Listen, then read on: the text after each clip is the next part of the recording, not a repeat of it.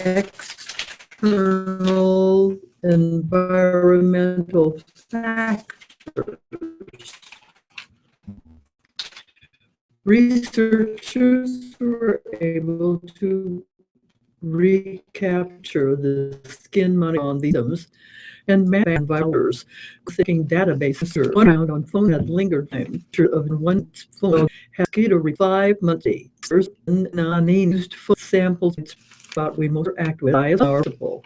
From a side of free spend so much phone, so there are lots from your hand. Transit itself at all times. Aunt Money say the applications of this type of broad chemical analysis are vast. They cited possible medical applications that monitor the effect of medication on a patient. The effects of using cosmetics and skincare products also can be monitored. They also mentioned potential law enforcement uses where officials could analyze samples from phones, car keys, handbags, or other personal items left at a crime scene to determine the profile of a suspect. But just how different this is this method from other means of collecting chemical data. For example, medication effectiveness can be measured through blood samples. On the law enforcement side, police officers already have access to forensic analysis tools that can determine the presence of illegal drugs or explosives on objects found at crime scenes. And the addition of lifestyle information might not be particularly useful to narrowing down a subject. The problem is these lifestyle profiles are not very discriminating things. If you were to find a particular brand of cosmetic, it is not really going to narrow down for you who you would be looking for. But Dorenstein said that the full profile of information gleaned from these samples, rather than targeted analysis of traces of illegal drugs, for example, make the methodology useful to law enforcement. The hardware that is used is not any different from what the FBI uses, Dorenstein said. It's the thought process of the data that comes out. We can learn more from this swab than just an illicit molecule from this information. We can actually learn about the lifestyle of an individual. Obama, Putin discuss Syria. This is a Washington Post story. President Barack Obama spent the last day of his final foreign trip attempting to make headway on one of the most painful aspects of his foreign policy portfolio, the civil war in Syria. Just before the Asia-Pacific Economic Cooperation Summit opened its first formal session here in the Peruvian capital on Sunday, Obama spoke briefly with Russian President Vladimir Putin, who was standing by his seat at a massive circular table around which the participants were arrayed. The 4-minute discussion, which a White House official described as brief and informal, represented the first time the leaders had spoken in person since the group of 20 convened in China in September.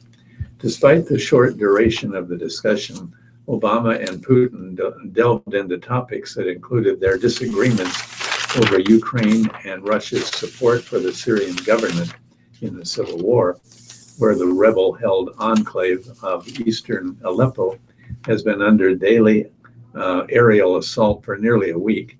On Saturday, Syrian airstrikes killed at least 20 people. Meanwhile, Russia announced that day that it was launching an offensive in the northern rebel-controlled Idlib province and in central Homs province. Beyond pleasantries, the president urged President Putin to uphold Russia's commitments under the Minsk agreements, underscoring the U.S. and our partners' commitment to Ukraine's sovereignty, said the official who spoke on the to discuss diplomatic matters and was referring to a peace deal signed in Minsk, the capital of Belarus, to end the crisis in Ukraine.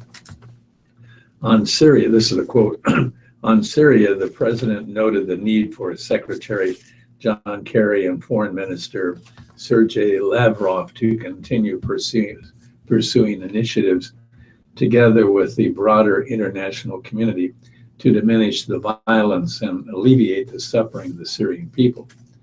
Dmitry Peskov, a Putin spokesman, said in a statement reported by the news agency Interfax, quote, the president's expressed regret that it was not possible to make progress in Ukraine.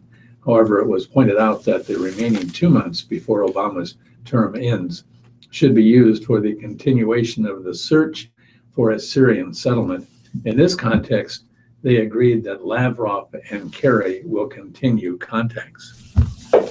From Washington, scientists have hacked a plant's genes to make it use sunlight more efficiently, a breakthrough that could eventually dramatically increase the amount of food grown. Think of it as photosynthesis on steroids. Photosynthesis is how plants convert sunlight, carbon dioxide, and water into food. But it's a very inefficient process using less than 1% of the energy available, scientists have said. By genetically modifying part of the plant's protective system, which kicks into gear when too much sunlight beams down, scientists were able to increase leaf growth between 40 and 20% in experiments with tobacco plants, according to a report published last week in the journal Science. Now that we know it works, it won't be too difficult to do it with other crops, said Stephen Long, lead author of the report and a professor of crop sciences at the University of Illinois. If you look at crops around the world, it would increase yield many million tons of food. That's still at least 15 years away, but this is the first time scientists have been able to do something like this, Long said. A plant's protective system is like a pressure relief valve in a steam engine. When there's too much sunlight, it turns on and gets rid of excess energy safely. When the plant is in the shade, the protective system turns off, but not quickly, said study co-author Grishma Niyoga, a plant specialist at the Howard Hughes Medical Institute and the University of California, Berkeley. Long said the protective system regulates sunlight in much the same way light adjusting glasses darken and lighten. But it takes 10 minutes to an hour for plants to adjust, so the plant doesn't get the optimal amount of energy, especially when it goes back into sunlight. So Long and his team genetically modified the plant to turn that protective system off and on faster.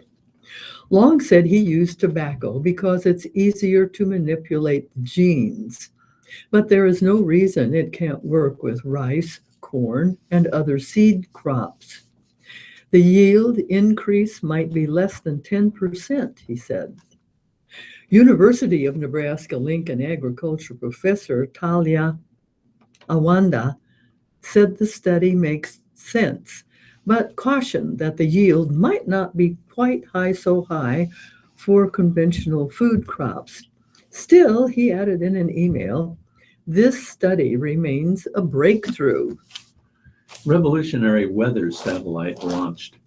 The most advanced weather satellite ever built rocketed into space Saturday night, part of an $11 billion effort to revolutionize forecasting and save lives. This new GOES-R spacecraft will track U.S. weather as never before. Hurricanes, tornadoes, flooding, volcanic ash clouds, wildfires, lightning storms, even solar flares.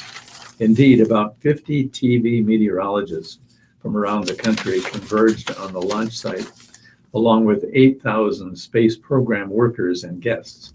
What's so exciting is that we're going to be getting more data more often, much more detailed, higher resolution, NBC forecaster Al Roker said. In the case of tornadoes, if we can give people another 10, 15, 20 minutes, we're talking about lives being saved. That's part of this quote. Think superhero speed and accuracy for forecasting, super high definition TV versus black and white. Really a quantum leap above any satellite NOAA has ever flown, said Stephen Bowles, the National Oceanic and Atmospheric Administration's Director of Satellites. For the American public, that will mean faster, more accurate weather forecasts and warnings, Bowles said earlier in the week.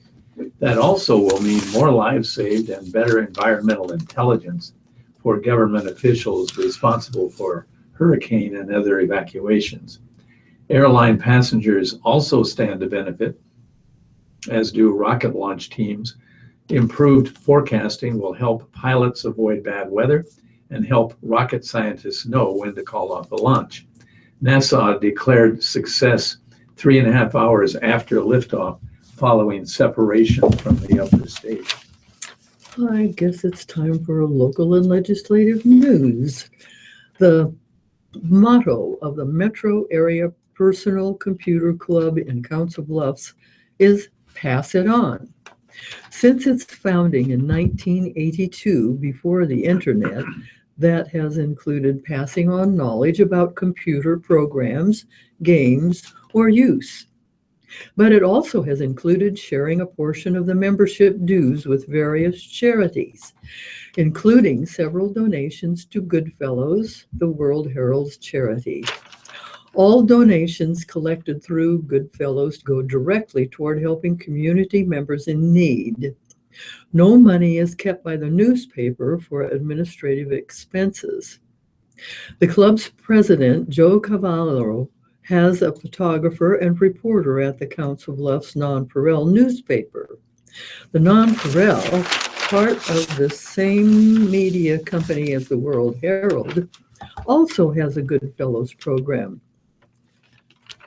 Cavallaro remembers reporting on and taking photos of the recipients. It was always so gratifying to see the kids and the families with their new toys or their certificate for groceries, the 81-year-old said. It was a great feeling to see and be part of. When he shared those stories with the other club members, they too were moved. For 8 of the past 12 years, club members have voted to donate between $20 and $25 to Goodfellows. They meet every third Tuesday of the month at Godfather's Pizza in Council Bluffs to talk about computer problems and have a hands-on demonstration. The club's technology has come a long way since the early 1980s, when the computer enthusiasts worked with simple Radio Shack color computer. Members used the computerized bulletin board system, a kind of forerunner to online chat rooms, to communicate. As the club has embraced new computers, laptops, and high-speed internet, the annual donation to a local charity has stayed the same. The members want to give, Cavallaro said. With Goodfellows, they see what the program can do, too, and we all support it. Italian student hits the gridiron in rural Nebraska. He knew he was the last man. If he missed the tackle, the running back would score. To the north, canned cornstalks blew in the wind. Parents watched from the stands built into the sequential hillside, and 22 players were on the field. But in that moment, it was just the runner against Johnson County Central's number 87. Andrea Graziani, a 17-year-old from the wine-growing regions of central Italy, never expected to be on an American football field. He grew up in a volleyball home. His mom, Flamigni Cinzia, played for the Italian national team. His dad, Pierluigi Graziani, played in a lower-level professional league. He played outside hitter on the volleyball court. All of his friends are die-hard fans of Italian football, better known as soccer. A few years ago, he started watching big hit and best touchdown highlights from American football on YouTube. Then he started watching the NFL. They got Fox Sports in Italy, but Sunday games were live at 3 a.m., so he'd record them. And the next day he'd sit in his house, squeezed into the pale Roman architecture of Forlì, Italy, and watch the games. It never occurred to him he'd ever have the chance to play. The local coordinator for the EF High School Exchange Year program saw a strong application from a thoughtful young Italian. Heidi Piccini, who has hosted 4 exchange students herself, decided to host a 5th and enrolled Andrea Graziani at Lincoln Southwest. But after multiple letters, she realized that this kid really, really wanted to play football, and she knew he wouldn't get any playing time at Southwest. So a week before he arrived, Graham started looking for a new host family. They found Jim and Abby Klassmeyer, and Graziani would live with them and attend Johnson County Central High School in Tecumseh, population 1,600. He'd live in the countryside, 25 minutes away from school, 2 miles from the nearest paved road, and he'd live with Dakota Cook, a 16-year-old foster child who also played football.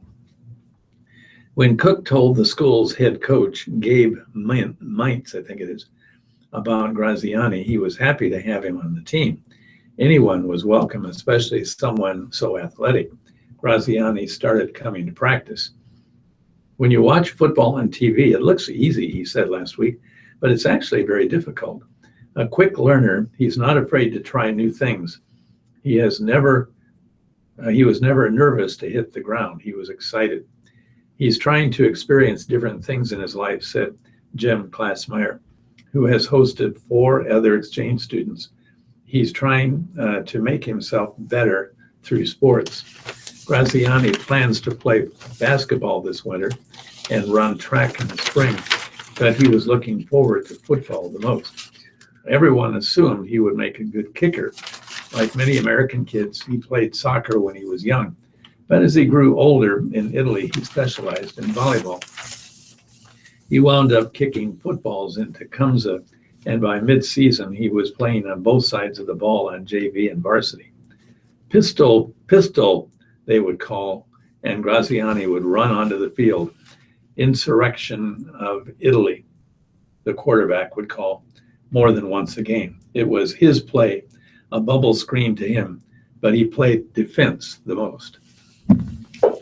The name of one of Omaha's civil rights leaders could soon adorn a street sign on a stretch of one of the biggest intersections in North Omaha.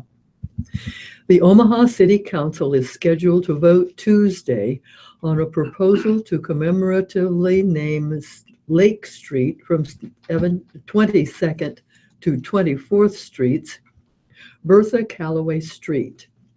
Callaway's accomplishments include founding the Great Plains Black Museum and serving as the director and curator.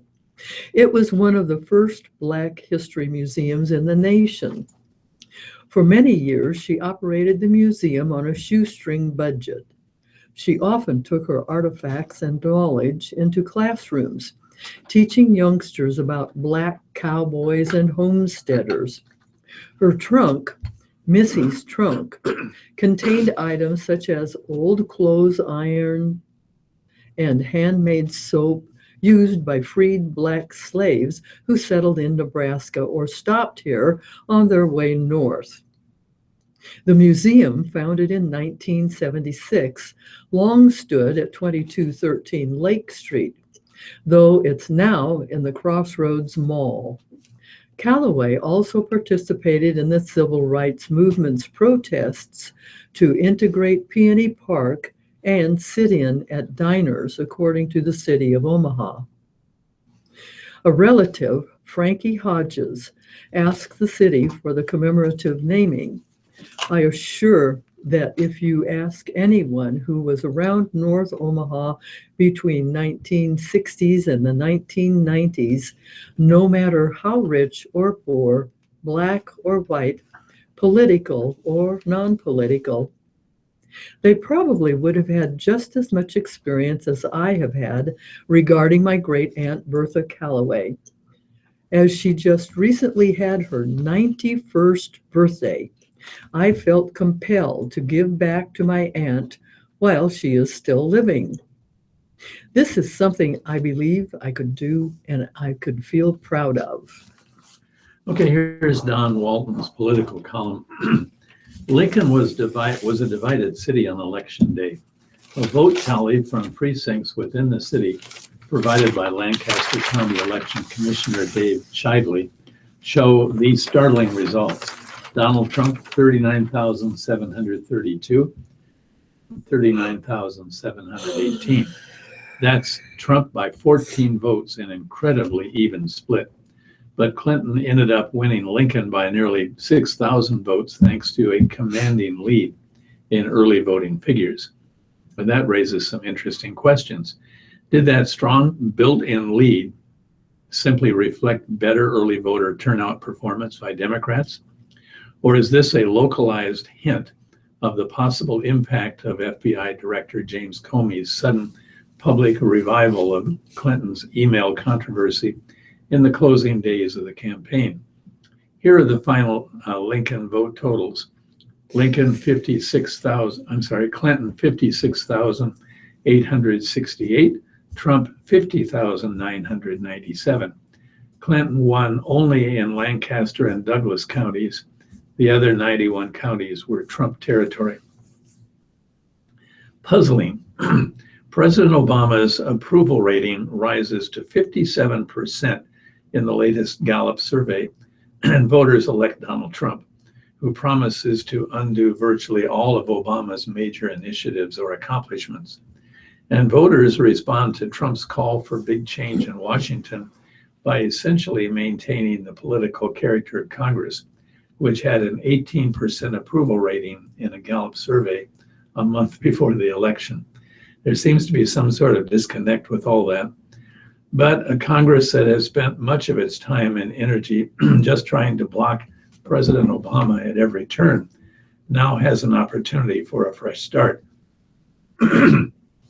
Hey guys, let's try some bipartisan stuff and start to repair this busted system. The opportunity is there on an infrastructure bill if it isn't loaded down with other baggage. Both Trump and Clinton proposed that. Do the tax policy and environmental policy and energy policy and immigration policy and whatever else separately show us you are serious by doing this together without factoring in who gets the credit or who gets the blame? This is a chance to start over with some bipartisan agreement that serves the country's interests rather than partisan interests.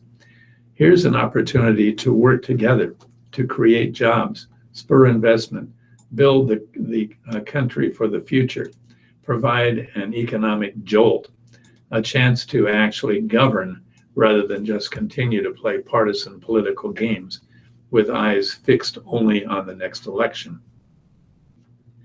Next, Omaha Mayor Jean Stothert says she and Lincoln Mayor Chris Beitler get together about once a month, alternating trips to each other's city.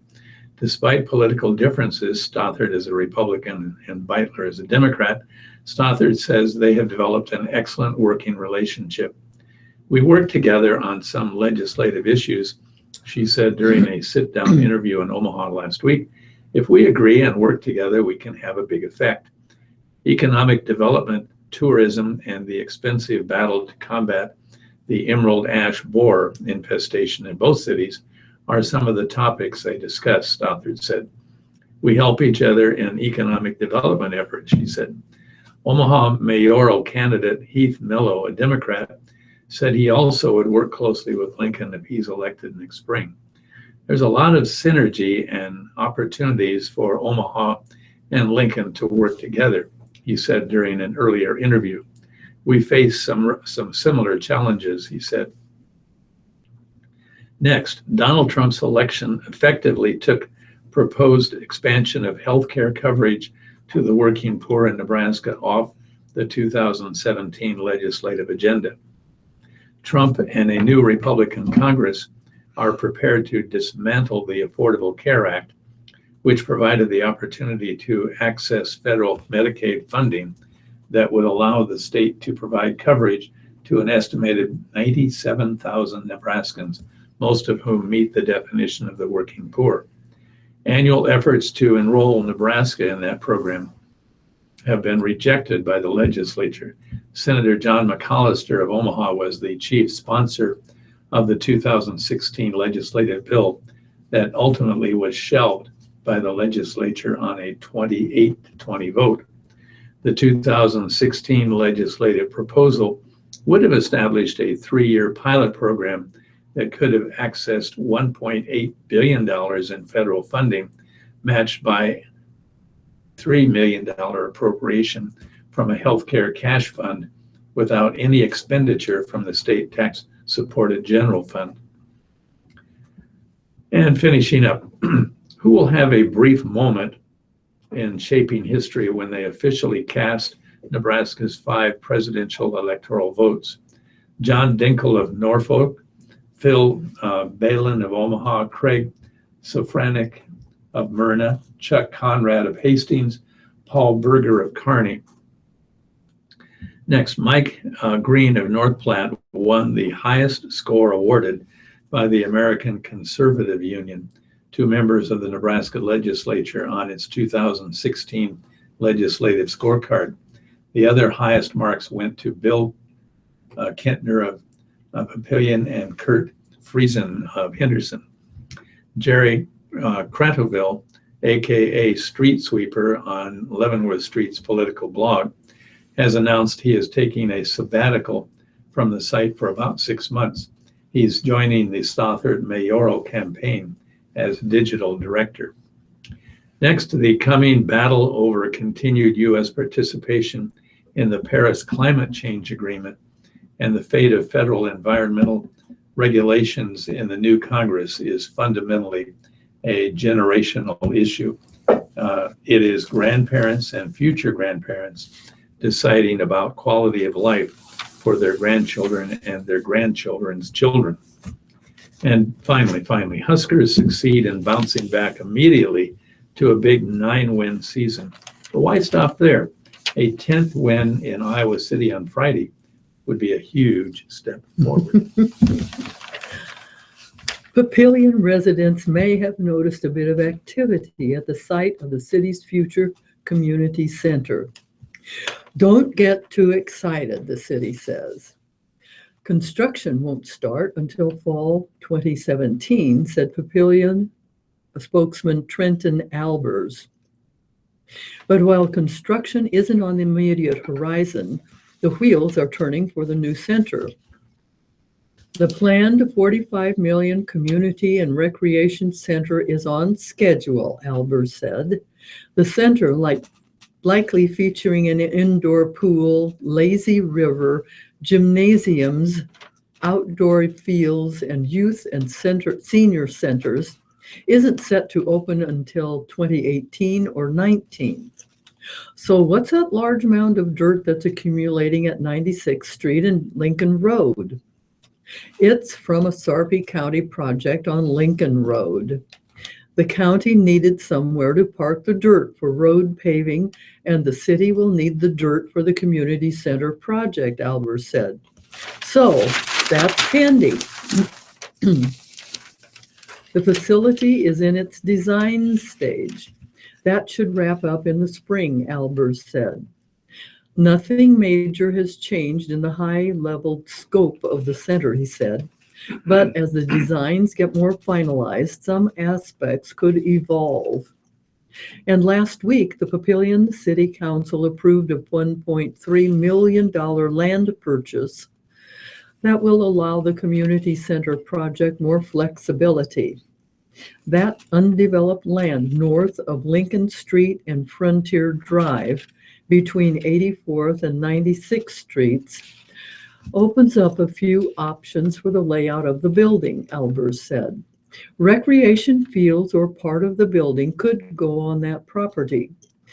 The center will be paid for with revenue from the half-cent sales tax increase that Papillion voters approved in May. That increase will go into effect January 1st.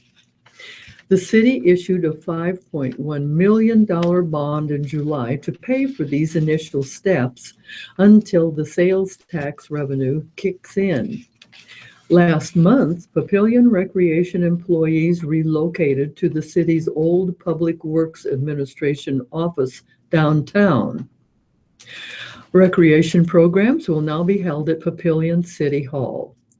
To make room for the new center, the recreation building will go down in a blaze of glory, literally, on December 7th. The fire department is going to have training over there, Albert said. Lamb of God Lutheran Church will also be torn down, but not until February. The church's lease is up January 31st, said a church staff member.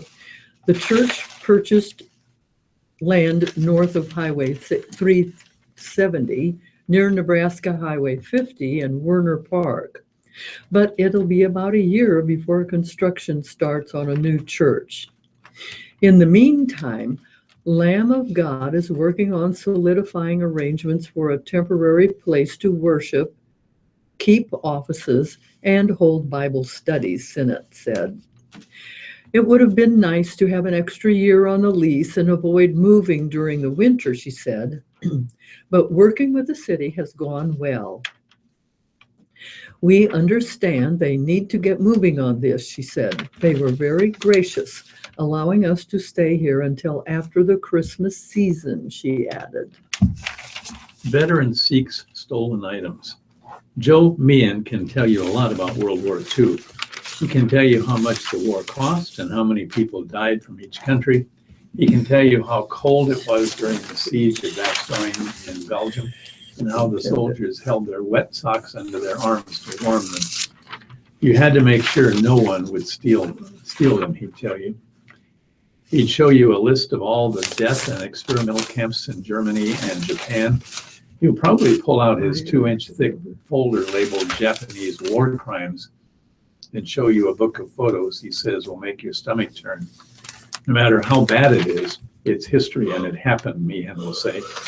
One thing the 91-year-old can't tell you is why someone would steal 40 metal die-cast model planes, 40 12-inch action figurines, and a World War II Marine dress blue blouse from the garage in his backyard. The planes were in the original boxes. They took the uniform right off the mannequin, he said. Lincoln police began investigating the theft on Veterans Day, but have no suspects. Meehan's partner of 36 years, Rose McCowan, believes the theft happened between then and when Meehan had a stroke in September. He was at Havelock Manor for recovery, and she visited him every day from noon until just before sunset, she said. I don't like driving at night, she said. Each evening, she said, she took a look into the backyard to make sure everything was in its place. She never noticed the garage door wasn't locked, and she never went inside. Meehan got home October 30th and began taking inventory of his collection a couple of weeks later to pick what he wanted to donate to the National Guard Museum in Seward. That's when he noticed the missing items from the collection he started in 1945. 2 years after he went overseas on the USS Grant. A fellow soldier was going home and left a few things behind. He left a Japanese helmet, just left it in a pile, Meehan said. In the pile were also 2 battle flags and a Bible. I'll go to the grocery store and it'll take 30 minutes, she said. I send him and he's not back for an hour and a half buying the same amount of stuff. He just talks.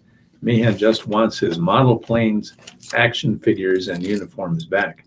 I'm trying to sell stuff, donate to others that can enjoy it, he said. It's history. Okay, it's time for the obituaries in the World Herald. Arenas. Leonard Arenas, Jr. He was a veteran. Memorials to the family. The Korisko-Larkin-Staskowitz Funeral Home in charge. Armbrust, Marjorie M. Armbrust, 89.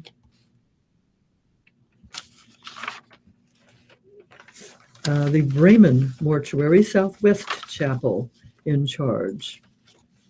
Downs, Mary Ann Downs, 71. Memorials will be directed by the family. The Bel Air Chapel of Heapy Hoffman Dvorak Cutler in charge. Fletcher, Donna M. Fletcher, 79. The memorial service will be Wednesday, November 23rd at the Florence City Hall building and at 11 a.m. Mortuary is listed. Gokin, Jerome Jerry Gokin, 89. The Roeder Mortuary, Ames Chapel in charge. Gachewski, Dolores E. Gachewski, 78. In lieu of flowers, memorials to St. Patrick Catholic Church. The Roeder Mortuary, Gretna Chapel in charge. Hearts, Claudia B. Hearts, 97.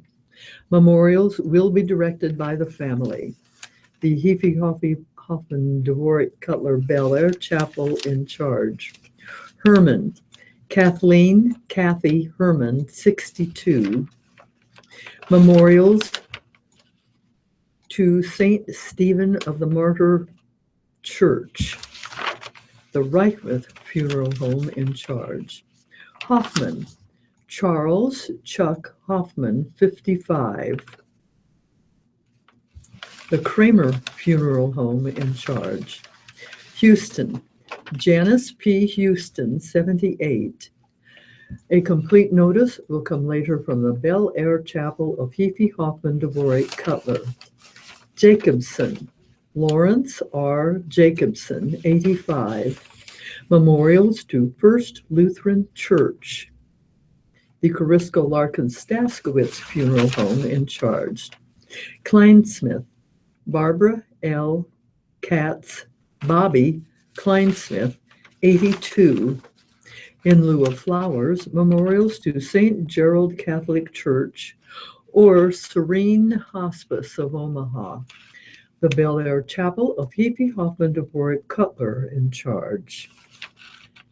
Kuhn, Mary E. Kuhn, 96. A complete notice will come later from the Bel Air Chapel of Heapy Hoffman Dvorak Cutler. Maydij, Robert T. Maydij, 68, a veteran.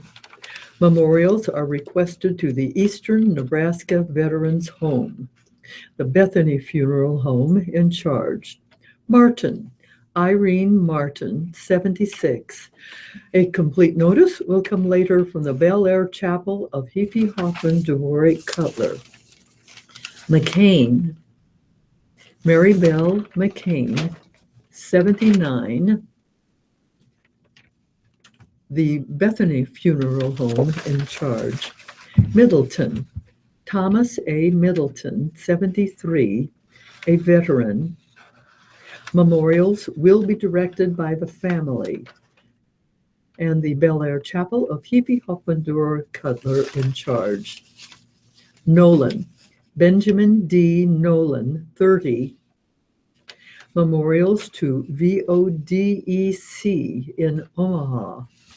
The Pacific Street Chapel of John A. Gentleman Mortuary and Crematory in charge. Quinn, Marilyn J. Quinn, 78. Memorials will be directed by the family. The Bel Air Chapel of Heapy Hoffman Dvorak Cutler in charge. Slobodnik, Donald F. Slobodnik, 86, an U.S. Army veteran. Memorials are suggested to St. Peter's Catholic Church. The Cutler O'Neill Meyer Woodring Bayless Park Chapel in Council Bluffs, Iowa, in charge. Sloop. Marcella Marcy M. Sloop, 88, of Prague, Nebraska. Memorials to St. John the Baptist Church in Prague, Nebraska, or Notre Dame Sisters of Mercy in Omaha, Nebraska. The Swoboda Funeral Home in Wahoo, Nebraska, in charge. Staniker, Denise H. Staniker, 70. The Bel Air Chapel of Heaphy Hoffman Dvorak Cutler, in charge. Stanek, Robert R. Stanek, 79, of Bellevue, Nebraska. In lieu of flowers, memorials are requested to St. Bernadette Church, the Bethany Funeral Home, in charge.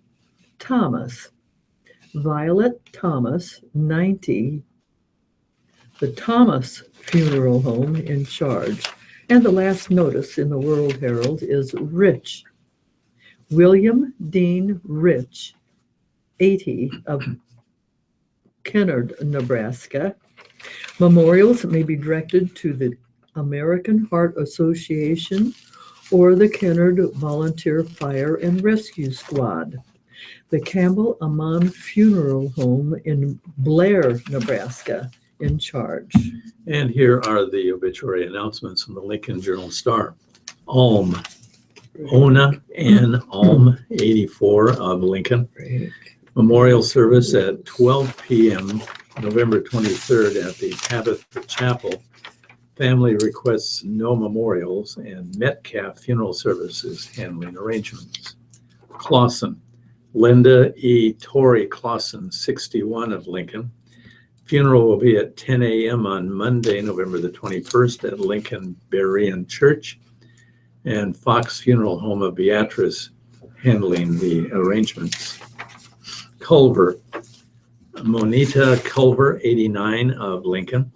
Funeral services will be held at 11 a.m. on Wednesday, November 23rd at St. Mark's United Methodist Church in Lincoln, and Wyuka Funeral Home of Lincoln handling the arrangements.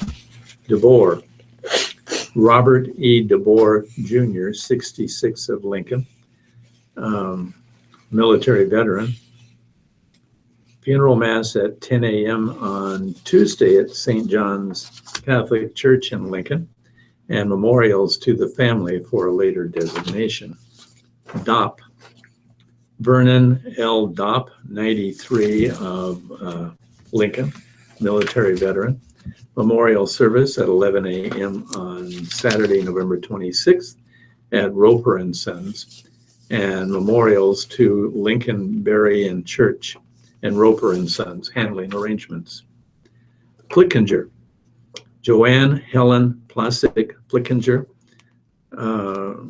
77 years of age. At the request of the Flickinger family, there will be no public viewing or visitation, and funeral arrangements by Butheris Macer and Love Funeral Home in Lincoln. Glanz, Judith Ann Glanz of Beatrice, 61 years of age. Goodwin, Rick O. Goodwin, 59 years of age, of Lincoln. The celebration of Rick's life will be held at 1 p.m. on Wednesday, November the 23rd at Wyuka Funeral Home, and Wyuka Funeral Home handling the arrangements. Harvey, Margaret L. Harvey, age 95, of Lincoln. Mass of Christian burial at 10 a.m. Monday at St. John's Catholic Church, and memorials to St. John's Catholic Church or St. Gregory's Seminary, and Butheris Macer and Love Funeral Home in charge of arrangements. Herman, Hugo Ted Herman, 86, of Lincoln, military veteran. Funeral service will be held at 10 a.m. on Wednesday, November the 23rd at Lincoln Family Funeral Care. Memorials may be given to the family for future designation, and Lincoln Memorial Funeral Home handling the arrangements. Johnson, Alden, Coach Aldi Johnson, 90 of Lincoln, Navy veteran. Funeral service at 11 a.m. Tuesday, November the 22nd at Christ United Methodist Church. Memorials to Nebraska High School Hall of Fame, Lincoln Public School Foundation, Johnson Family Scholarship, or Christ United Methodist Church.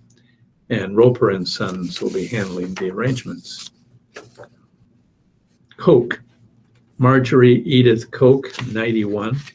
Services at 10:30 a.m. on Tuesday, Luther Memorial Lutheran Church in Syracuse. And memorials are suggested to the family's choice, and arrangements by Fuselman Allen Harvey Funeral Home of Syracuse.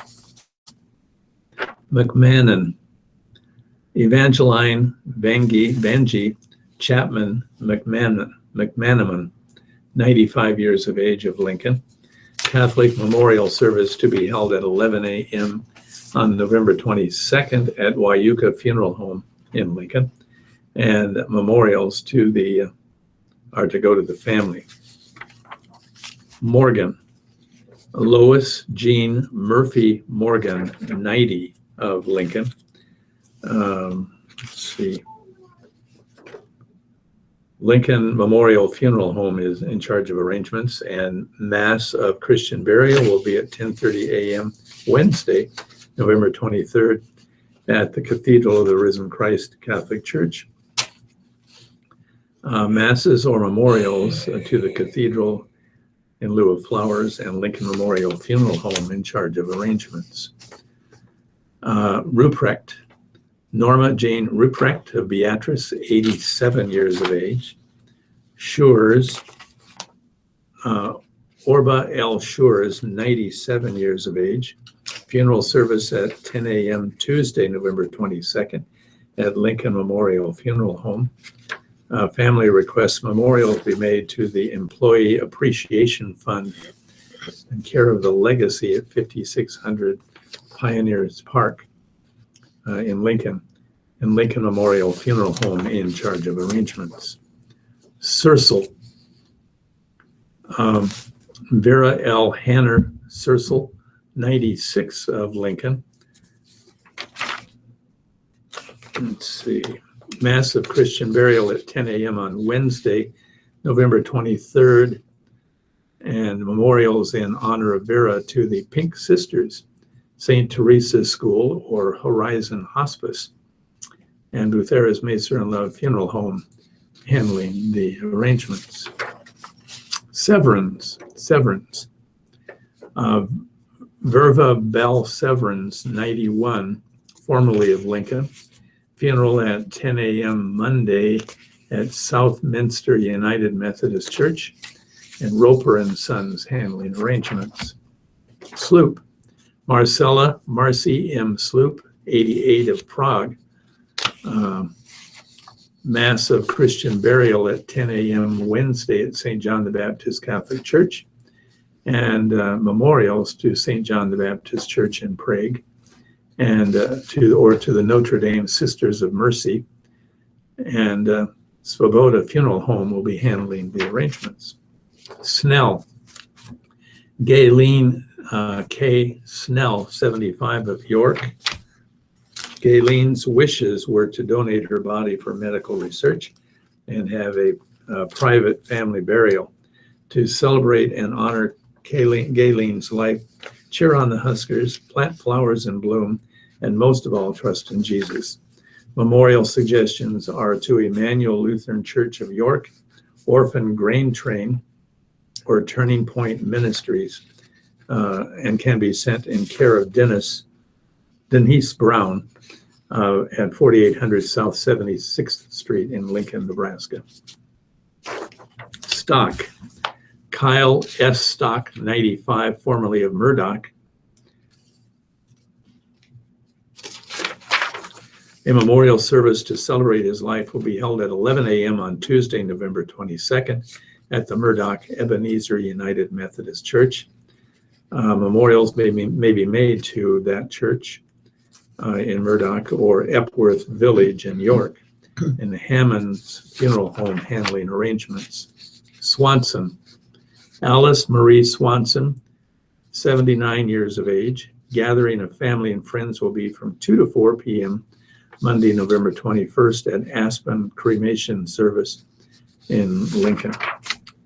Sinovac, Harriet E. Sinovac, 88 of Wilbur, services at 2 p.m. Wednesday, Farmer and Son Funeral Home, Cotis Chapel in Milligan, and memorials to the family for later designation. Farmer and Sons handling the arrangements. Thompson, Helen E. Thompson of Beatrice, 98 years of age. Verka, Clara M. Verka, 91 of Prague. Mass of Christian burial at Tuesday, November 22nd, St. John the Baptist Catholic Church in Prague. Memorials to St. John the Baptist Catholic Church. Marcy Svoboda handling the arrangements.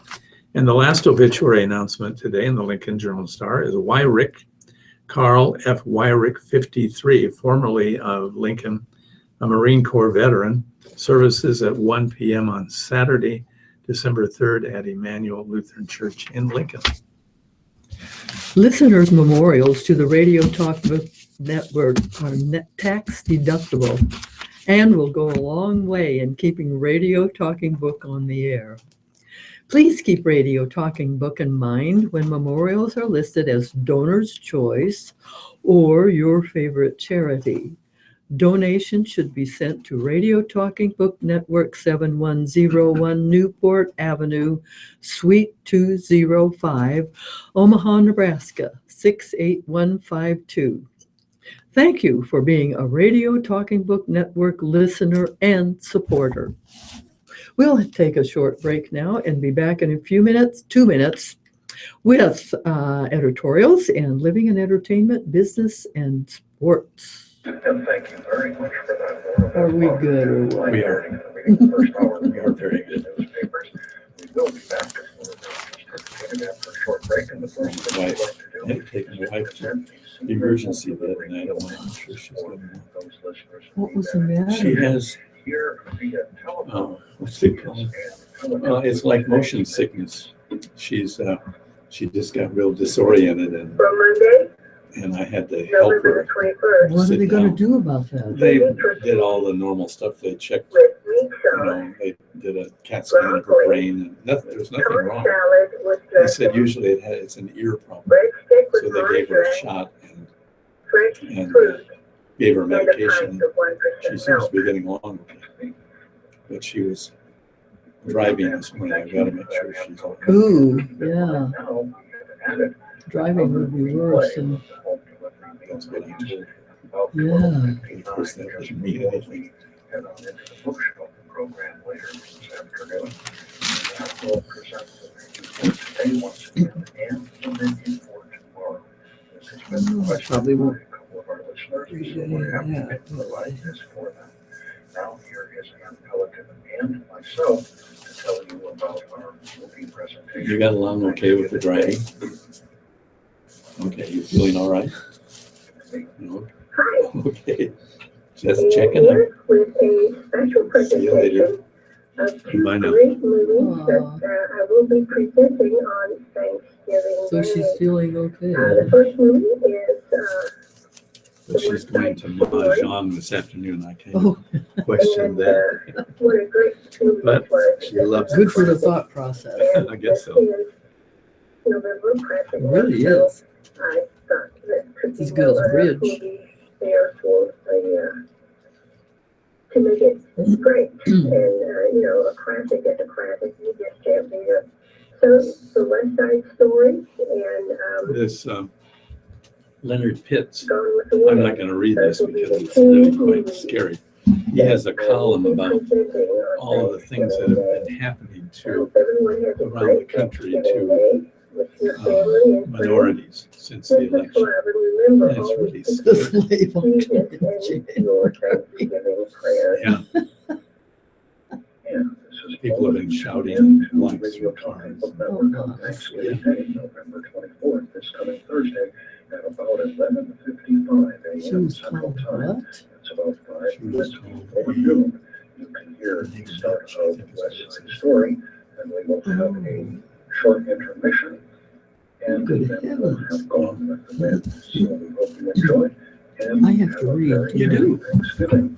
And you are tuned to the Radio Talking Book Network in Nebraska. Now let's head back on over to Studio A and reintroduce our readers for that Howard and Gary. They have the second Howard reading from today's newspapers. Is that us? Yeah. This is Laura Beth Barr reading the editorial from the Omaha World Herald. The nature of military competition is changing in far-ranging ways.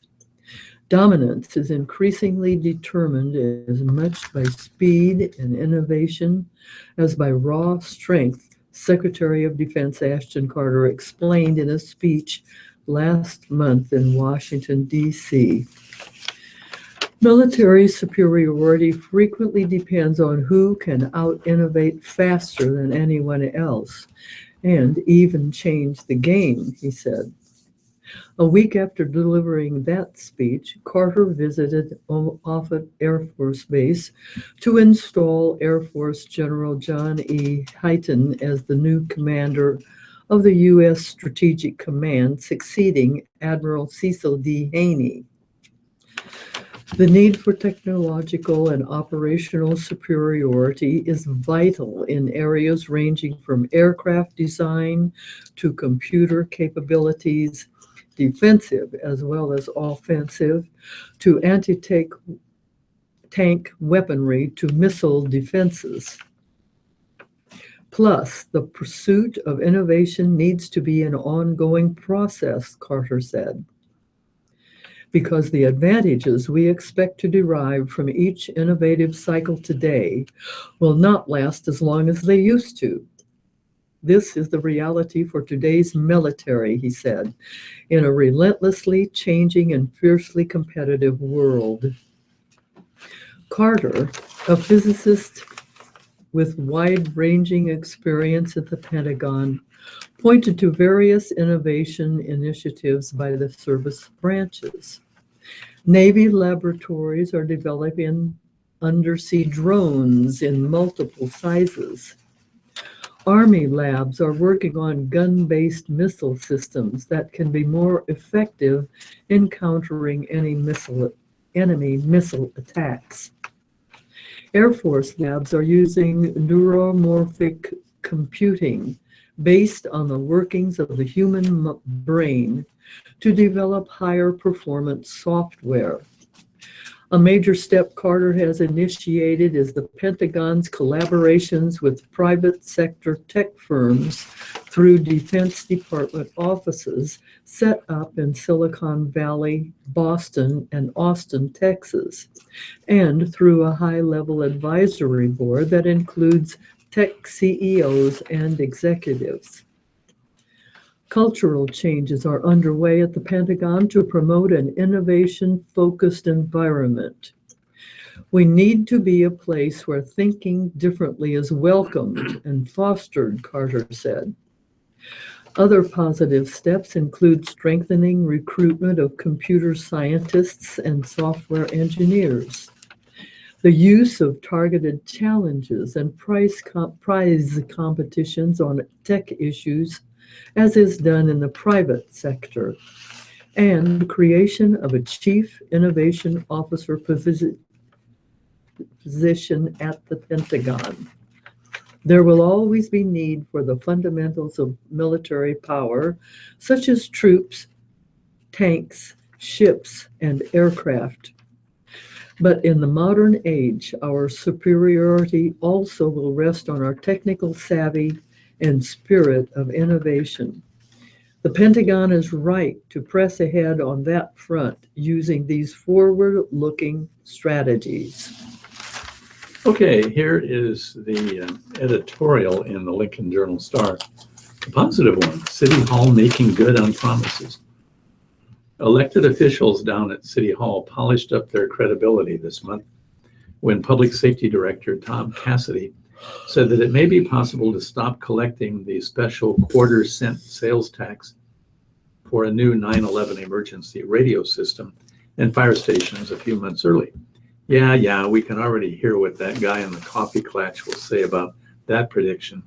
You know, the skeptic who votes against everything on the theory that once a tax is approved, it never goes away. But the fine print on this deal is ironclad.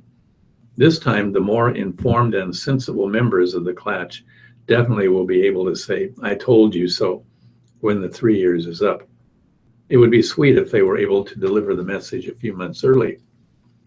Voters approved the increase for a 3-year period to cover the cost of a new emergency radio system, 3 new fire stations, and a new and combined fire and police station. After 11 months, the tax, which went into effect in October of last year, has raised about $250,000 more than expected at this point. Elected officials predicted the temporary tax hike would generate about $34.5 million, with about $20.5 million going to cover the expected cost of the emergency radio system. However, the city and state worked out an arrangement for the city to use the state's computer core for its system.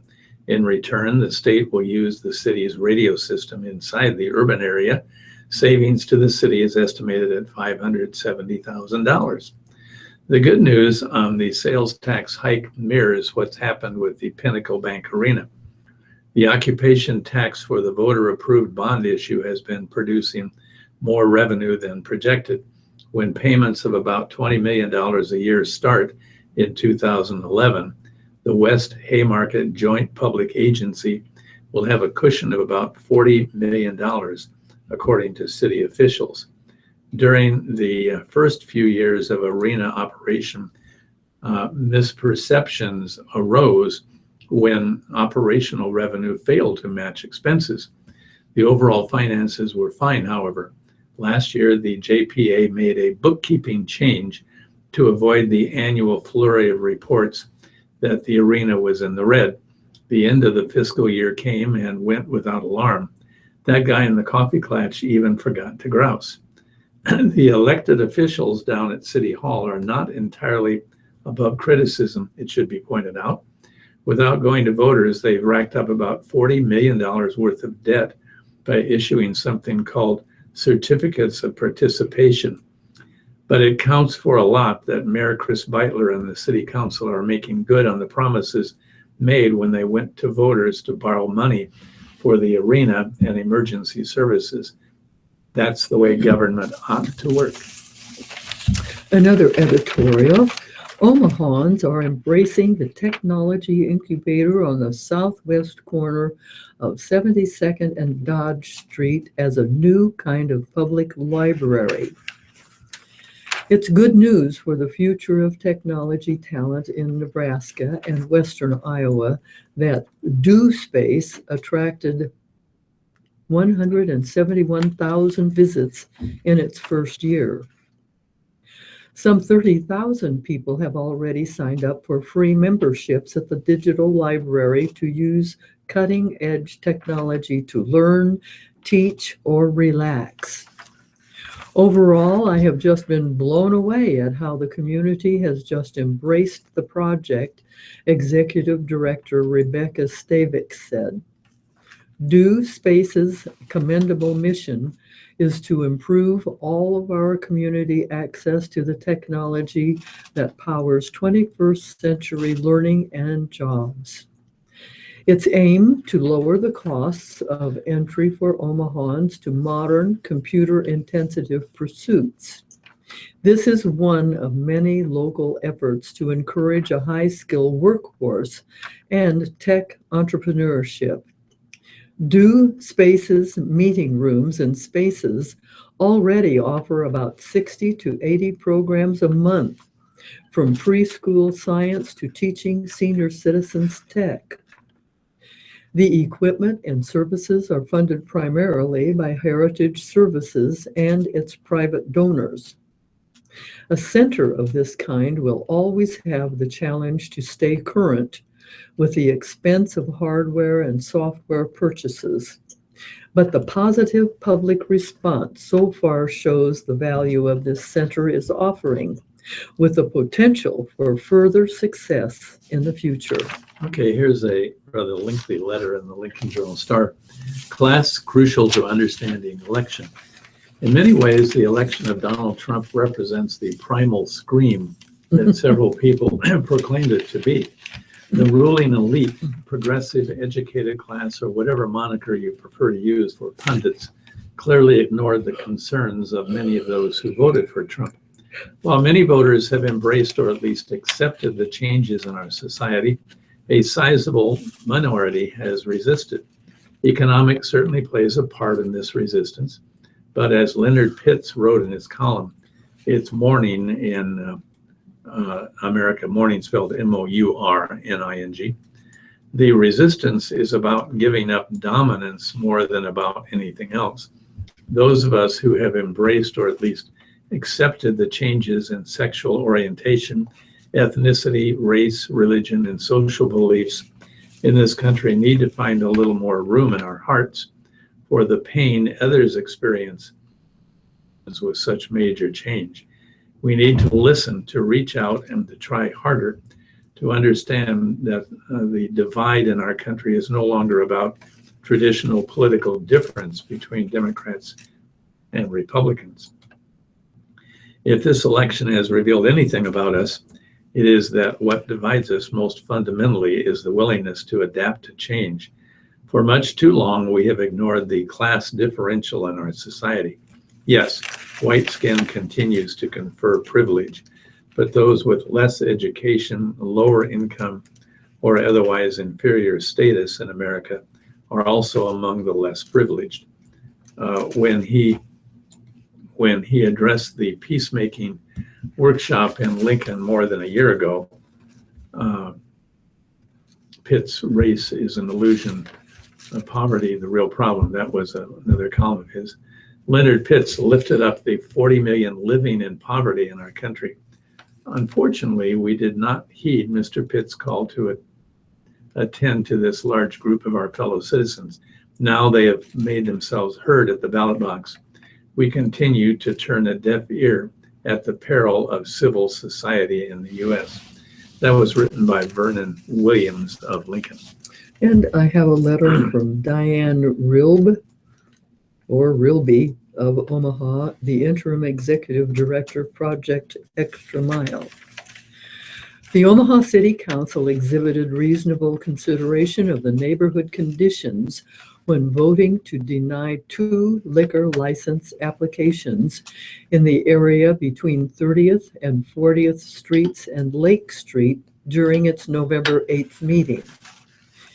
A previous liquor license application in the same neighborhood prompted a change in how we grant those licenses, with a Nebraska Supreme Court ruling, Orchard Hill Neighborhood Association v. Nebraska Liquor License Control Commission. The ruling meant that the consideration must be given to neighborhood challenges when the area suffers from socio-economic decline. The World Health Organization reminds us that regulating outlet density by limiting the number of alcohol outlets in an area is one of the most effective ways to prevent and reduce alcohol-related. And for those businesses that already possess a license, groundbreaking efforts by the city's Good Neighbor Ordinance can be utilized and even strengthened to ensure that the health and safety of our neighborhoods remains priority number 1. We want to thank the council for voting to keep this community moving in the right direction. And a letter from Jim Busanik of Omaha.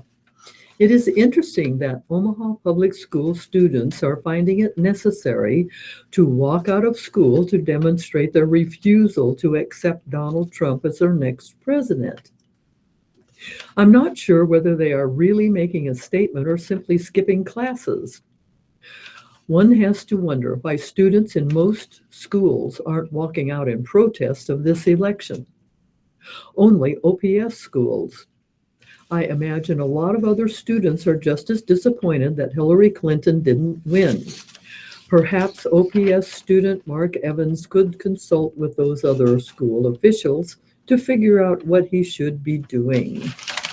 And I've got one more letter on transfer of power, that the left believes overturning the results of a legitimate election would be a good thing for the future of the country, rather than simply doing what every other party in opposition has done in the past, other than the Southern Democrats in 1860 before the start of the Civil War. Reflects just how far down the path toward lawlessness and violent civil unrest we've come. Maybe we can no longer have peaceful transfers of power in this country.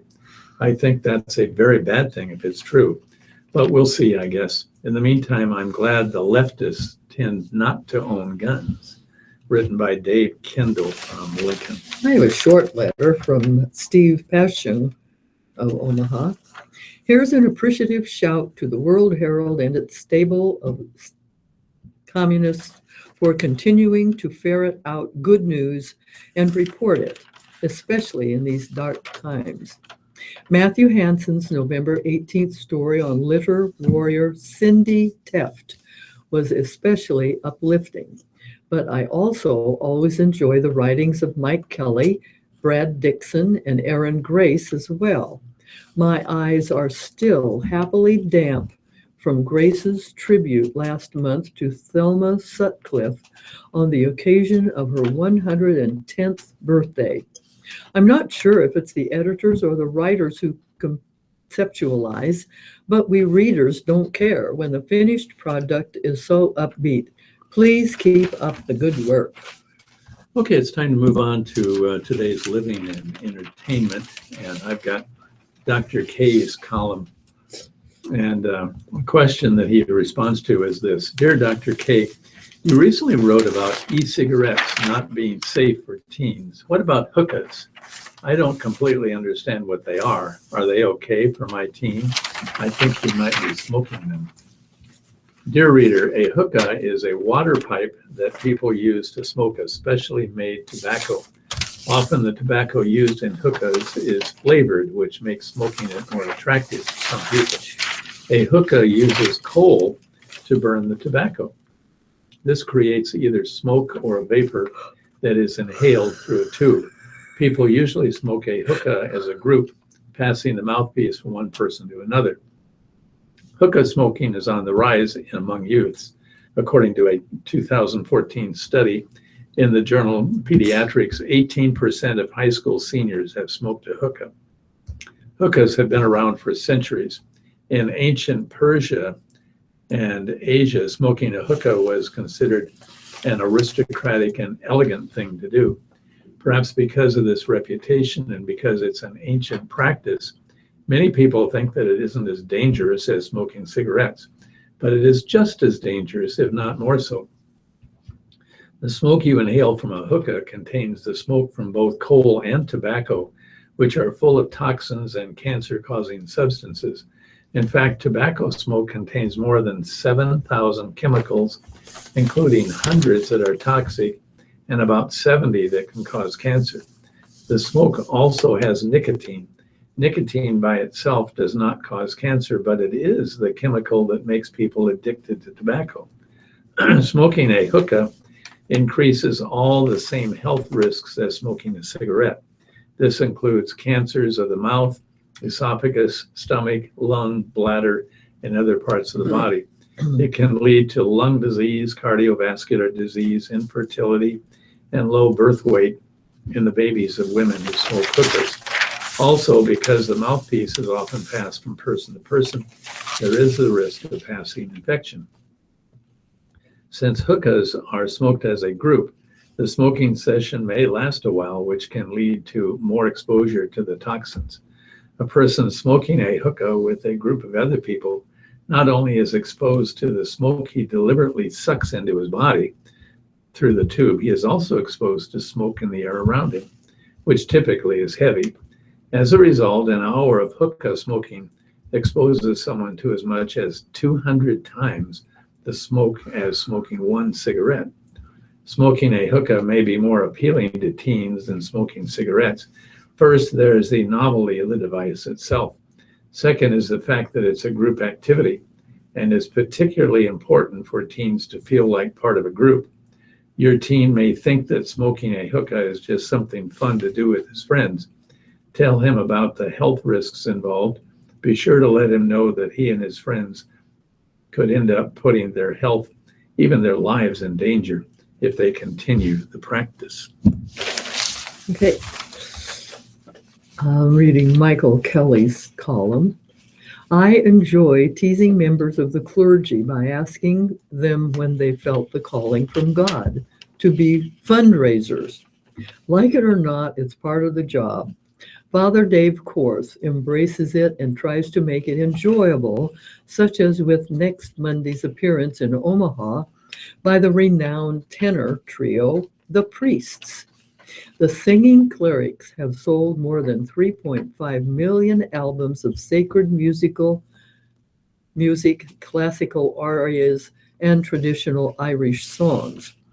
I've tried for several years to get this concert, Korth said. Father Martin O'Hagan emailed me in March and said, this fall we'll make it happen. At the time of that email, Father Dave was nearing the end of 13 years at the St. Augustine Indian Mission in Winnebago, Nebraska. This summer, he became pastor of Sacred Heart Church in Omaha, executive director of the Christian Urban Education System, which supports 3 inner-city Catholic schools. So the 3 p.m. show next Monday at the Holland Performing Arts Center will benefit both the Indian Mission and CUES. Tickets starting at $25 can be purchased at www.ticketomaha.com/production/the-priests or by phone at 402-345-0606.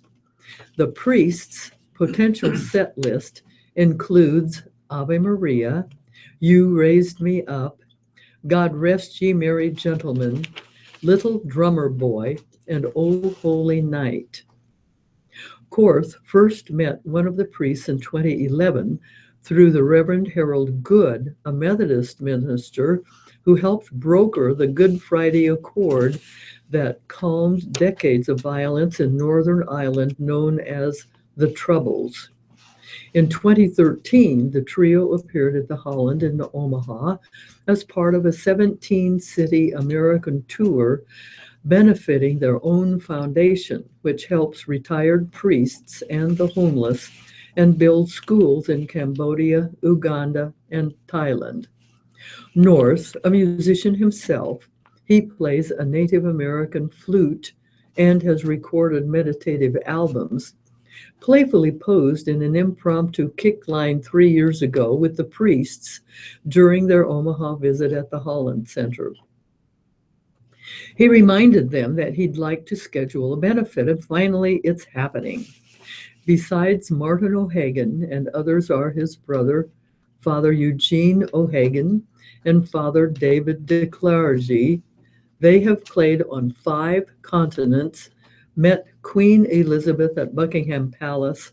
They once performed at Soliciano Prison in Florence, Italy, which largely quips as our Johnny Cash moment. Though they have continued to work largely as parish priests, Korth said, they are in demand as performers. The Omaha priest, 50, grew up in small-town Randolph, Nebraska, a Cedar County burg 130 miles north of Omaha. He made All-State in 2 sports and enjoyed the outdoors, and still goes pheasant and upland game hunting. You blend in with God's creation, especially as a bow hunter, he explained. You're one with the sight, sound, and smell. It's a spiritual experience. At a playoff game at Wrigley Field last month, he sat behind home plate as a guest of Marlon Ricketts, part of the Omaha family that owns the Chicago Cubs. Cubs president Tom Ricketts, a son, stopped by for a visit, leading nearby fan to say to Quarth, "I don't know who you are, but you must be pretty important." The priest laughs in retelling the story, saying he is not very important, but he attaches importance to his work, and that's why fundraising is worthwhile. At the Indian Mission benefiting children from the Winnebago and Omaha tribes, he raised more than $2 million.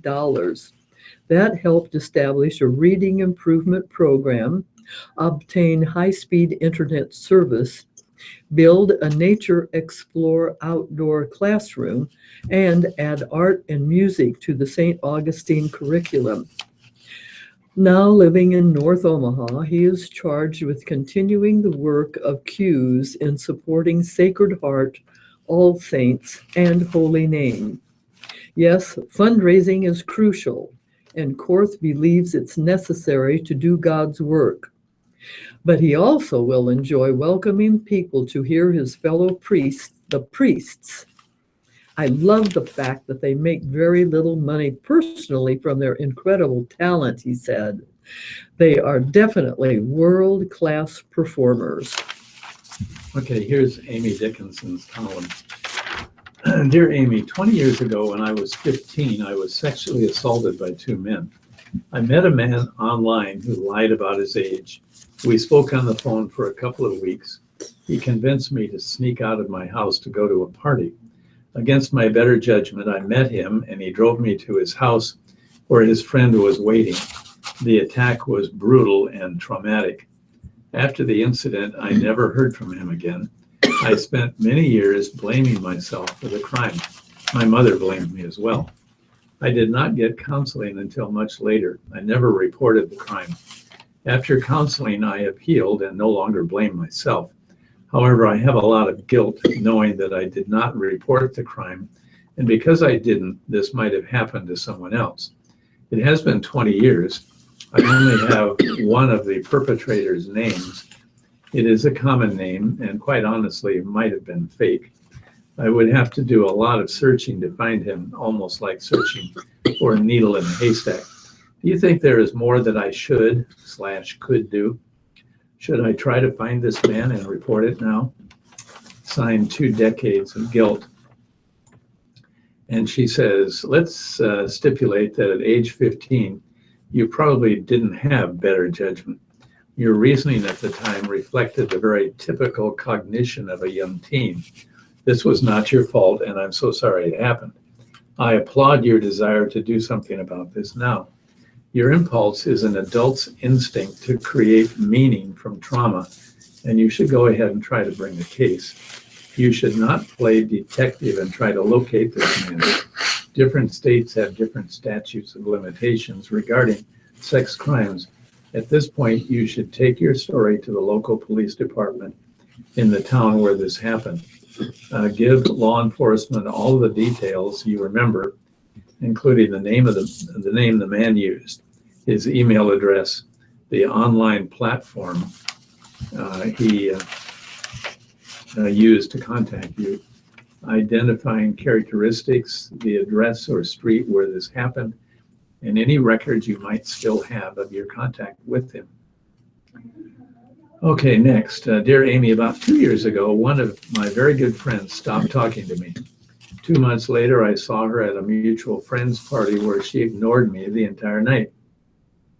She made an effort to speak to everyone else, including my boyfriend, but not to me. I tried to talk to her, but she literally turned her back on me and started speaking with someone else.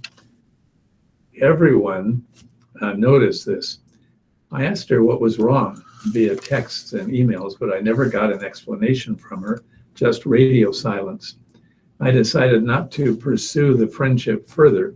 I was tired of being the one making the effort. I haven't seen or heard from her in 2 years, but we do have a mutual best friend who has stayed neutral. Our mutual friend will probably have an event next year that both of us will likely attend. If I do see her, how should I act? Should I ignore her or just politely say hello? Signed, still has many friends. And she says, you've been ghosted. People who do this simply disappear without explanation. They ignore or resist attempts at reconciliation. You should treat this friend with polite semi-regard when you see her. Basically, you should interact with her as someone you used to know. When faced with awkwardness like this, I often refer to the politeness you might have noticed on Downton Abbey, cordiality with perhaps just a hint of frost. Example, hello, Carol. How are you? Isn't this a nice occasion? Oh, I see Betsy over there, so I'm going to say hi. Hope you have a nice time today. Okay, finally, dear Amy, Lost complained that his wife brought up his past mistakes whenever I repeat a past mistake. You agreed with him that this was something she shouldn't do. Why not? Signed, Confused. Dear Confused, pointing out patterns is genuinely helpful. Relitigating things that happened 20 years ago is not. Megan Kita has been running for 14 years, ever since joining her high school track team. She's got 17 marathons under her belt and a gig as a senior editor at Runner's World magazine. So it was kind of a big deal last month when Kita decided to try something she'd never wanted to do at a race before. She walked. It's not that she has anything against people who take it slow. Kita is quick to point out it's that for her, personally, walking had always felt like giving up. It meant I made a tactical error, she said. When I've walked, it's been because I couldn't run anymore. It was something I had to do rather than choose to do. This time for the Runner's World Half Marathon in Bethlehem, Pennsylvania. Kita actually planned to walk for a minute after each mile, a strategy based on Olympian and coach Jeff Galloway's 40-year-old run, walk, run method. The idea of switching between the two wasn't exactly new to Kita, who has edited Galloway's column for the magazine for 3 years. She just didn't think it applied to her. I knew I could run the whole way, she said, but after a string of unsatisfactory races, Kita decided she'd give it a go. At that first mile marker, she said she felt a little silly when she pulled over to the side of the course for a walk break. Don't worry about me, it's all part of the plan, she assured a group of volunteers standing nearby.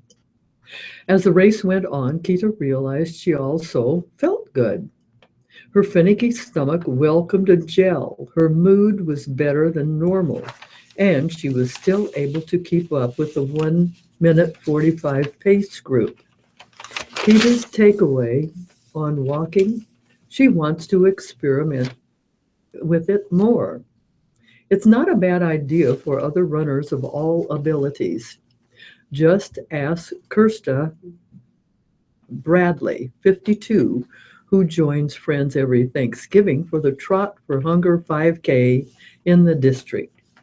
Her group has done the event for 10 years now, and she's tried it at various speeds.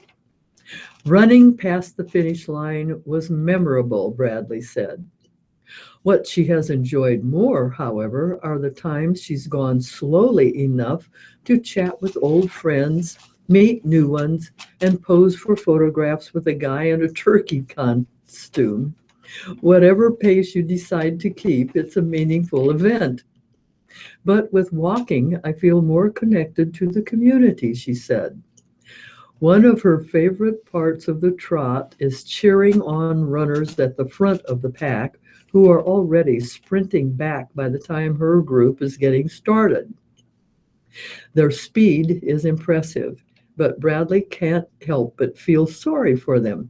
I think they're missing out.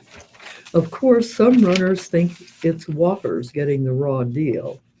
Julia Jones, coach for the online program Up and Running, was frustrated at a recent and not so well organized 5K where she found herself stuck behind participants strolling with dogs.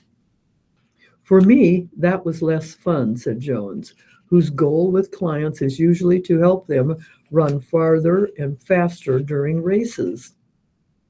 But many of them start by walking or run walking, and she thinks that's a smart strategy to avoid injury, especially for anyone carrying around extra weight. If you run and you hate it, then you should walk, she said. Here is work coach Marie McIntyre's column. A few weeks ago, I went on a date with one of my coworkers, Ryan. Ryan and I became friends at work because we have a lot of shared interests. When Ryan said he was attracted to me and wanted to get to know me better, I agreed to go out with him. On our date, Ryan was so sweet and romantic that I immediately became infatuated and wound up spending the night at his place. The next day, he said we should go back to being friends because he's not ready for a relationship. I had already fallen in love with him, so I was heartbroken. I have told Ryan that I can't sleep or eat because he's always on my mind. I know we could be happy together, but he says I need to move on. Although he has stopped replying to my texts and emails, I've noticed that he stands close to me when we're working together. How can I tell if he really isn't interested or is just plain hard to get? And Marie McIntyre says, first of all, this isn't love. This is an unhealthy obsession. And since obsessive ideas usually preclude rational thought, I doubt you will heed anything I say. Nevertheless, I will attempt to penetrate the fog of your infatuation. As I'm sure you know, people often want what they can't have. Your fixation on Ryan provides an emotional rush, and the less accessible he seems, the stronger those feelings become. Ironically, this is actually a role reversal. Before your sleepover, Ryan was intrigued, but he quickly retreated to the friend zone once you became available. Having decided that Ryan is the love of your life, you are now searching for any sign of hope and ignoring his obvious lack of interest. However, you must not continue to pursue a colleague who has told you to stop, because that could be considered sexual harassment. So you really need to abandon this imaginary relationship and start looking for a real one. Next, ever since my coworker went on medical leave, I have been drowning in work. No one knows how long she will be gone, so I have her responsibilities for the foreseeable future. Because both of us were always busy, it's impossible to get everything done. My supervisor has offered to assist, but she doesn't know how to do these tasks. We are not allowed to work overtime or bring in temporary help. What should I do now? And Marie McIntyre says, when the volume of work greatly exceeds the time available, the inevitable outcome is a drop in quality or quantity. But instead of allowing this to happen randomly, you need to have a chat with your boss about priorities. Start by listing your duties in order of importance, and then present them to your supervisor for review. Explain that while you have this dual workload, you want to ensure that the most critical tasks receive enough attention. If the two of you can agree on which duties are most and least important, you can put first things first and let the lesser ones slide. And I have some business news. Donald Trump's win could bring a major victory to brokers and financial advisors. One of Trump's campaign advisors, Anthony Scaramucci, said that the president-elect would move to repeal an Obama administration rule that would protect retirement savers from conflicted advice. The rule, which would require financial professionals to put their clients' interests ahead of their own, has long been a target of Republicans and other critics who call it burdensome and costly. The changes are meant to protect mom and pop investors by improving disclosures and preventing conflicts of interest, which the White House estimates cost savers $17 billion a year. But the rule, which is set to take effect April 10th, has already faced multiple challenges in court. Many firms would welcome the chance to stick with the status quo if the regulation is eliminated, said Michael Wong, an investment services analyst for the fund research firm Morningstar. Opponents have argued that the rule could make it difficult for brokers to work with certain customers, including those with smaller account balances.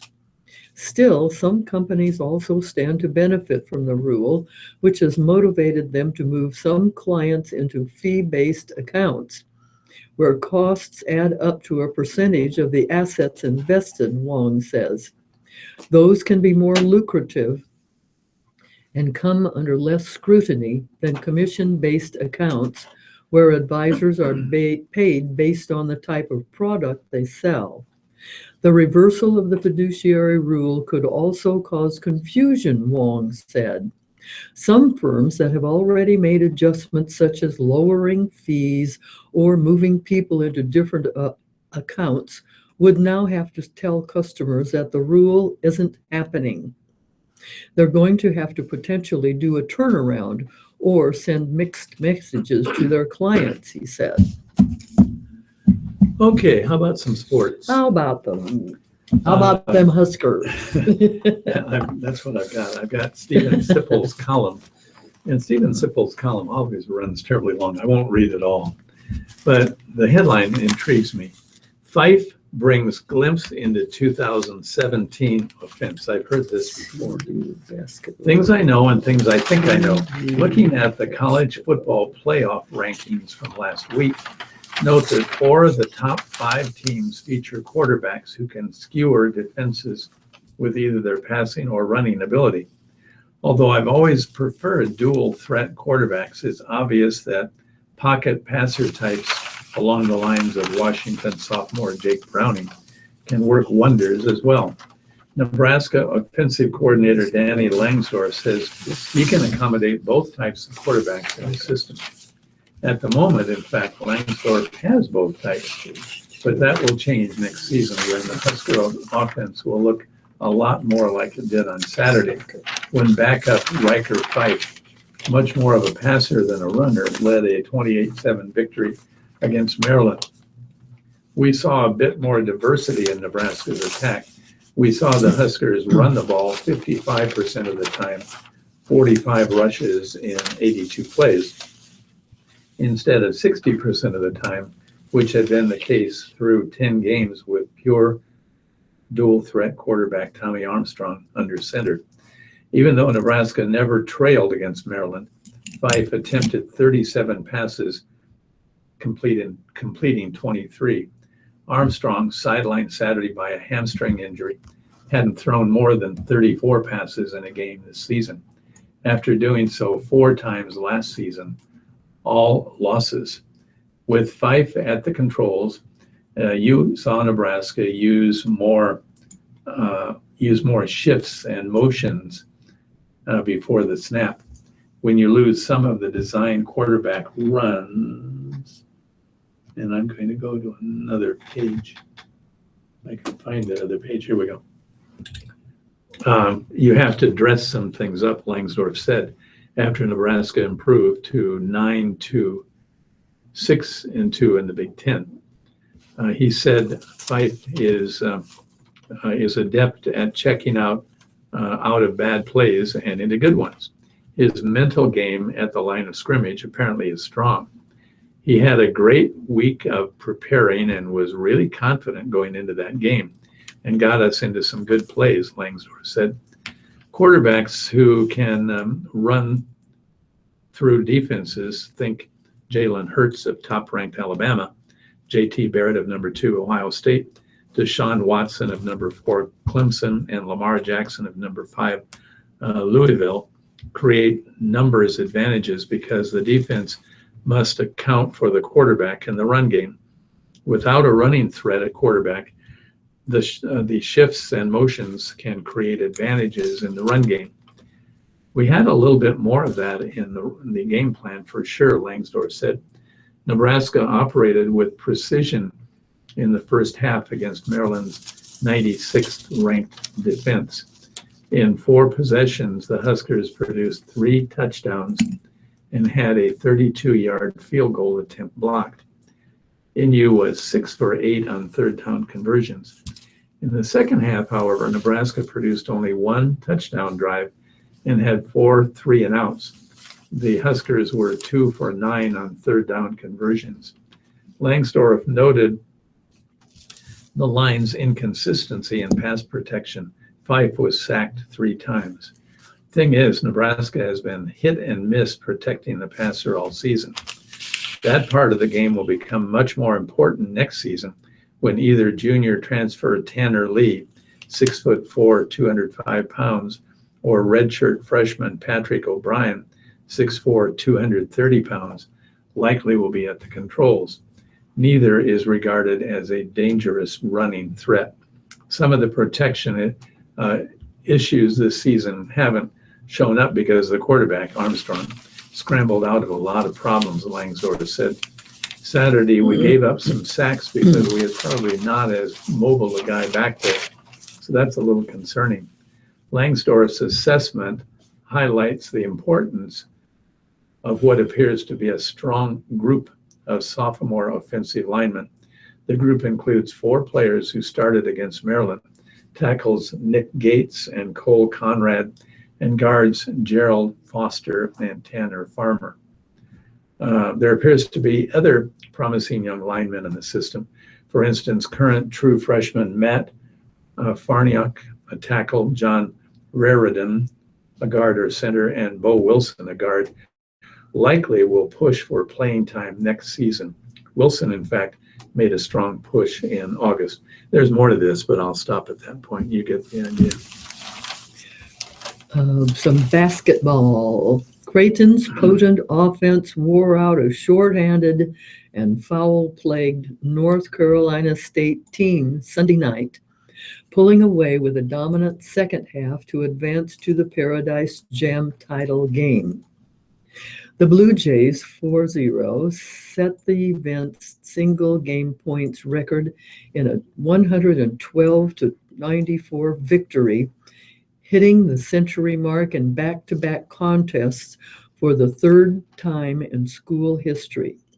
Now they will play Mississippi at 7:30 Monday for the Paradise Jam Championship. Creighton's 112 points were its most since 1985, when Willis Reed's Jays scored 115 points against Indiana State. We did some really, really good things on the offensive end, Coach Greg McDermott said on a post-game radio interview. Obviously, when you put 112 points on the board against a pretty good ACC team, you're doing some things right. The number 22 Jays, who led 54-48 at halftime, scored on their first 3 possessions out of halftime to build a 12-point lead and force an NC State timeout. The Wolfpack got within 7 points a couple of times after that, but CU eventually sealed the win with more surges. There was an 11-0 run midway through the second half, capped by junior Toby, two free throws to make it 86-68 with 10:38 left. After 2 missed 3-pointers, the Jays scored on their next 8 possessions. They led by as many as 24 points. We were locked in, said senior Zach Hansen, who made 5 of 6 shots and finished with 11 points off the bench. I think everyone feels good with that fact that we went out there and executed. There were moments of adversity early on, though.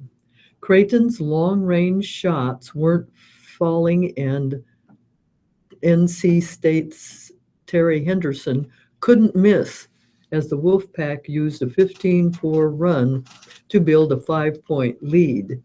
Then CU center point guard Maurice Wanson picked up his second foul, sending him to the bench with 13 minutes left before halftime. But reserve junior Tyler Clement helped to orchestrate the Jays' response. He had 5 points and 4 assists in 9 first-half minutes. Huff got hot from the perimeter, and sophomore Thomas attacked the rim. When I came in, I knew I just had to keep the show running, Clement said on the radio interview. The main thing was the offense was just flowing. I just had to keep that going. He and the rest of Creighton's bench made a big difference. North Carolina State was without freshman forward Ted Capita, who reportedly missed the trip because of immigration issues. This was played in the Virgin Islands in St. Thomas, so that would be the immigration problem. The NCAA suspended freshman center Omer Jurgensen until September. So even though the Wolfpack started strong Sunday, hitting 7 of their first 11 three-pointers after shooting 20% from long range in their first 3 games, they eventually ran out of gas and options. The second half hadn't even reached its midway point, and North Carolina State had 3 starters playing with 4 fouls. We really wanted to get out and run because we knew they were limited on their bench, Clement said. We knew if we could run and get them running, they would start being tired toward the end. The Jays have shown so far this year that they can implement a game plan effectively. McDermott has been impressed with the players' overall trust in each other, in the coaches, in their system. McDermott noted that a few corner three-pointers Sunday came out of set play designs added during the past 2 days. Sunday's shoot-around was especially detailed, the coach said. To be able to lock in and remember where you're supposed to be and the timing of those plays on a short turnaround like this is really a credit to the leadership of our team. To stay focused and make sure everybody's paying attention, McDermott said. The Jays will look to continue their strong start to the season Monday against Ole Miss, which beat CU in the Emerald Coach Classic 2 years ago. They're sounding pretty positive this year. Yeah.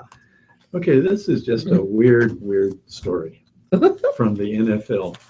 PATs were extra bad on Sunday. NFL kickers missed like never before on Sunday, setting a record with 12 failed extra point attempts. We're not talking field goals here. We're talking extra point attempts. Kickers missed left, right, had kicks blocked and hit the upright. Kickers missed in the wind and indoors. With several games left, kickers already had the most misses in 1 week since the NFL merger.